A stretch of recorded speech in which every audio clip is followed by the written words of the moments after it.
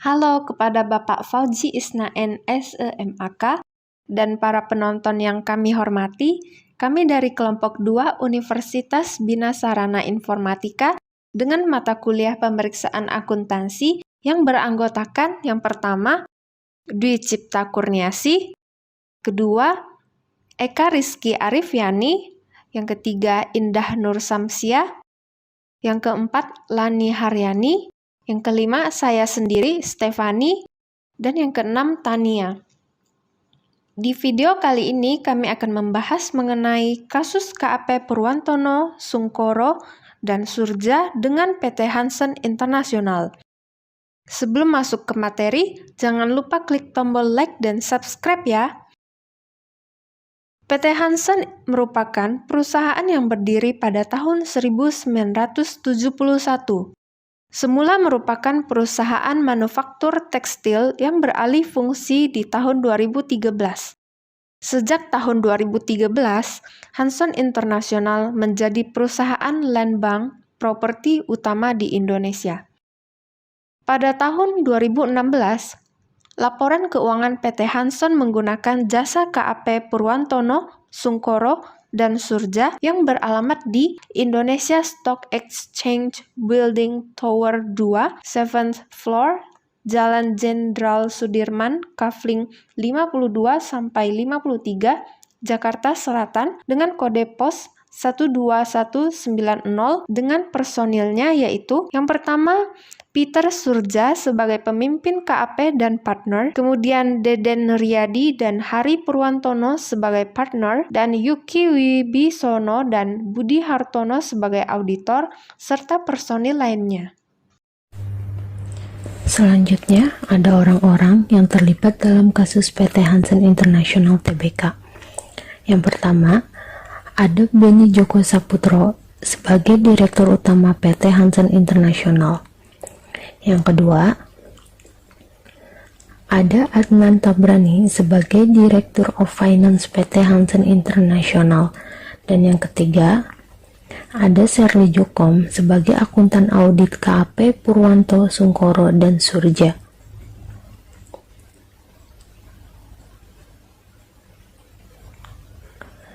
Kemudian kasus PT Hansen International Tbk. Kronologi jejak hitam PT Hansen International memanipulasi laporan keuangan pada tahun 2016.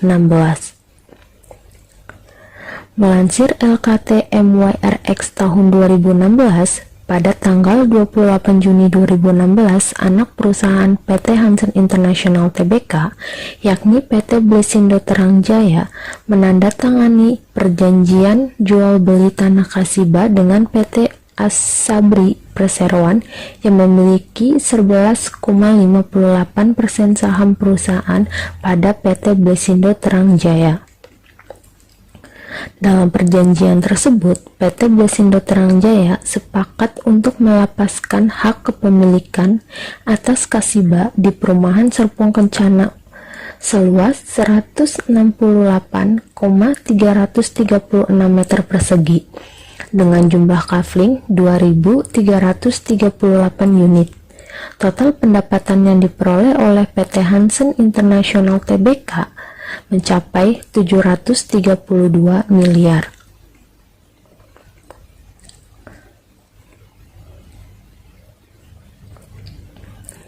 Selain itu, Perseroan juga tidak menyampaikan PBJB pada 14 Juli 2016 kepada auditor yang mengaudit laporan keuangan PT Hansen International. Akibatnya, pendapatan pada laporan keuangan PT Hansen International per 31 Desember 2016 menjadi overstate dengan nilai material sejumlah 613 miliar. Sehingga menyebabkan OJK menjadi tersesatkan dan tidak dapat menggunakan kewenangannya untuk memerintahkan PT Hansen International Tbk melakukan koreksi atas pengakuan pendapatan pada laporan keuangan per 31 Desember 2016.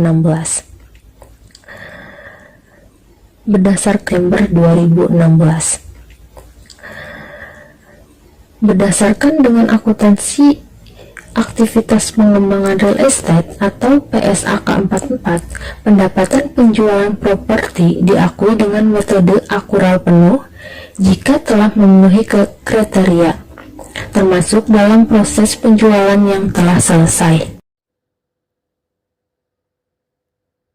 Baik, saya Dwi akan melanjutkan presentasinya. Kasus PT Hansen International Tbk. Otoritas Jasa Keuangan atau OJK mengenakan sanksi kepada kantor akuntan publik partner dari Ernst & Young atau EY karena dinilai tak teliti dalam penyajian laporan keuangan PT Hansen International Tbk. Atas kesalahan ini, OJK memberikan sanksi membukakan surat tanda terdaftar atau STTD selama 1 tahun. Deputi Komisioner Pengawas Pasar Modal 1 Justini Septiana dalam suratnya mengatakan Shirley Jokom dari kantor akuntan publik atau KAP Purwantono Sungkoro dan Surya terbukti melanggar Undang-Undang Pasar Modal dan Kode Etik Profesi Akuntan Publik dari Institut Akuntan Publik Indonesia IAPI. Shirley terbukti melakukan pelanggaran pasal 66 UU PM JIS, paragraf A14 SPAP SA 200 dan seksi 130 Kode Etik Profesi Akuntan Publik Institut Akuntan Publik Indonesia. OJK menilai KAP ini melakukan pelanggaran karena tak cermat dan teliti dalam mengaudit laporan keuangan tahunan PT Hansen International Tbk untuk tahun buku 31 Desember 2016. Selanjutnya, kekuatan hukum PPJB yang dibuat di hadapan notaris atau PPAT.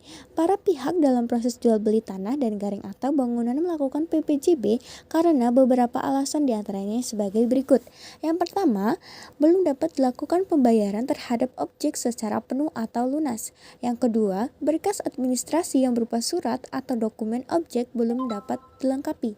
Yang ketiga, belum dapat dikuasainya objek oleh para pihak penjual ataupun pembeli. Dan yang terakhir, pertimbangan mengenai nilai objek yang diperjualbelikan yang masih belum ada kesepakatan antara para pihak.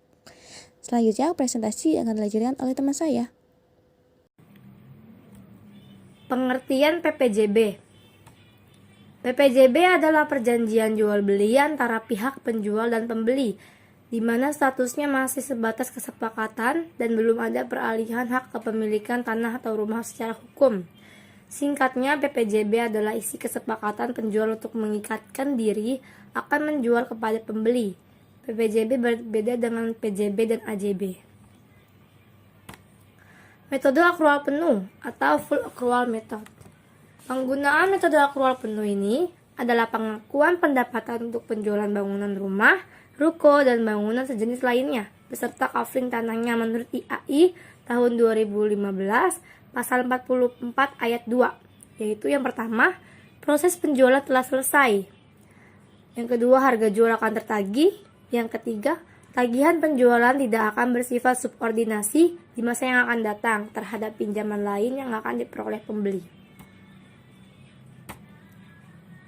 Pelanggaran yang dilakukan pada kasus, yaitu yang pertama terhadap PT Hansen International terbukti melakukan pelanggaran. Yang pertama, ketentuan pasal 69 Undang-Undang Nomor 8 Tahun 1995 tentang pasar modal atau UPM JO A angka 3 Peraturan Nomor 8 G Nomor 7 tentang penyajian dan pengungkapan laporan keuangan emiten atau perusahaan publik. Paragraf 36 Pernyataan Standar Akuntansi Keuangan 44 tentang akuntansi aktivitas real estate. Yang kedua, ketentuan pasal 69 UPM JO.C angka 2 huruf D angka 1 Peraturan Nomor 8G7 karena PT Hansen International tidak mengungkapkan perjanjian pengikatan jual beli kafling siap bangun. Dan yang kedua, pelanggaran terhadap saudara Beni Cokro Saputro selaku Direktur Utama PT Hansen International terbukti melakukan pelanggaran pasal 107 UPM dan bertanggung jawab atas kesalahan penyajian laporan keuangan tahunan PT Hansen International per 31 Desember 2016 sebagaimana dimaksud dalam ketentuan angka 4 JIS titik angka 2 dan angka 3 Peraturan Nomor 8 G Nomor 7 tentang tanggung jawab direksi atas laporan keuangan. Saya Tania akan melanjutkan presentasi dari Indah membahas tentang pelanggaran yang dilakukan pada kasus. Yang pertama, Saudara Adnan selaku Direktur of Finance PT Hansen International Tbk per 31 Desember 2016 bertanggung jawab atas kesalahan penyajian LKT PT Hansen International Tbk per 31 Desember 2016. Yang kedua, Sherly Jokom selaku rekan pada Kantor Akuntansi Publik Purwanto, Sungkoro, dan Surja atau Member of Ernst & Young Global Limited yang melakukan audit atas LKT PT Hansen International Tbk per 31 Desember 2016 terbukti melakukan pelanggaran pasal 66 UU PM GIS Farap A 14 SPAP SA 200 dan Seksi D130 Kode Etik Profesi Akuntan Publik Institut Akuntan Publik Indonesia. Selanjutnya akan membahas tentang sanksi dari kasus PT Hansen International Tbk. Yang pertama, PT Hansen International Tbk dikenakan denda sebesar 500 juta dan perintah tertulis untuk melakukan perbaikan dan penyajian kembali atas LKT PT Hansen International Tbk per 31 Desember 2016, paling lambat 14 hari setelah ditetapkannya surat sanksi dari OJK. Yang kedua, Beni Cokro Saputro selaku Direktur PT Hansen International Tbk dikenakan sanksi administratif berupa denda sebesar 5 miliar rupiah. Yang ketiga, Adnan Sabrani selaku Direktur of Finance PT Hansen International Tbk dikenakan sanksi administratif berupa denda sebesar 100 juta rupiah. Yang keempat, Sherly Jokom selaku akun publik yang terdaftar di Otoritas Jasa Keuangan dikenakan sanksi administratif berupa pembekuan STTD selama 1 tahun terhitung setelah ditetapkannya surat sanksi.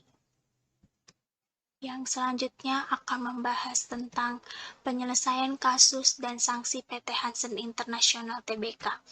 Dalam perkembangan Beni Cokro Saputro melunasi denda sebesar 5 miliar terkait pelanggaran manipulasi laporan keuangan tahun 2016, Deputi Komisioner Pengawas Pasar Modal 2 OJK Fahri Hilmin menyatakan Hansen International dan Direktur Hansen International Adnan Sabrani juga telah memenuhi dendanya.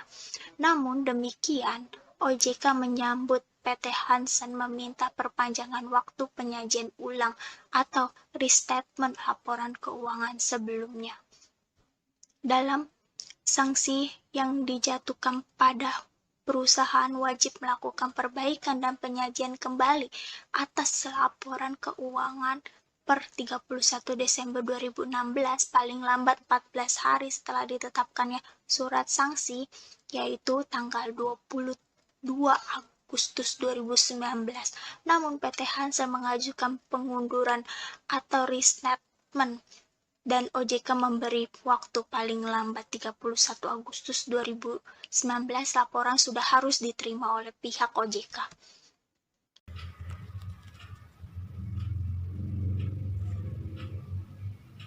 Tanah Kasibah jadi dibeli tetapi diakui dengan metode deposit, bukan metode akrual penuh berdasarkan perjanjian pengikatan jual beli atau PPJB Kasibah antara PT Blesindo Terangjaya dengan PT Asabri Persero tertanggal 14 Juli 2016 yang baru tersedia setelah tanggal penerbitan lapor keuangan konsolidasi 2016 pada 29 Maret 2017. Transaksi penjualan Kasibah pada PT Asabri Persero diakui dengan metode deposit daripada dengan metode akrual penuh, sebagaimana ditetapkan pada laporan keuangan konsolidasian yang diterbitkan sebelumnya. Kesimpulan, PT Hansen melakukan manipulasi laporan keuangan dengan pendapatan yang dilebih-lebihkan sebesar 613 juta rupiah dan anggota KAP Purwanto yaitu Sherly Cokom tidak teliti dalam mengaudit laporan keuangan PT Hansen International Tbk. Dan mengapa alasan PT Hansen melakukan manipulasi laporan keuangan adalah untuk mendapatkan pinjaman dari nasabah dan agar pendapatan laporan keuangan terlihat tinggi sehingga dapat menarik para investor untuk berinvestasi pada perusahaan PT Hansen International. Berikut adalah laporan perubahan keuangan PT Hansen International Tbk tahun buku 2016 dan 2017. Tertulis di sini laporan keuangan pada tahun buku 2016 ditulis laba rugi tahunan berjalan yaitu sebesar 68,5 miliar. Sedangkan di restatement 2016 laba rugi ke tahun berjalan mengalami kerugian sebesar 213,48 miliar. Dan restatement pembukuan di tahun 2017 laba rugi tahun berjalan tercatat laba 196,29 miliar. Berikut adalah surat penetapan sanksi administratif terhadap PT Hansen International Tbk. Penetapan sanksi dikeluarkan oleh Otoritas Jasa Keuangan atau OJK yang menetapkan bahwa PT Hansen melakukan manipulasi laporan keuangan pada tahun 2016, menetapkan PT Hansen bersalah dan juga menetapkan beberapa orang di dalamnya yang terlibat dalam kasus PT Hansen. Demikian presentasi dari kelompok kami. Kurang lebihnya kami mohon maaf dan semoga bermanfaat. Terima kasih.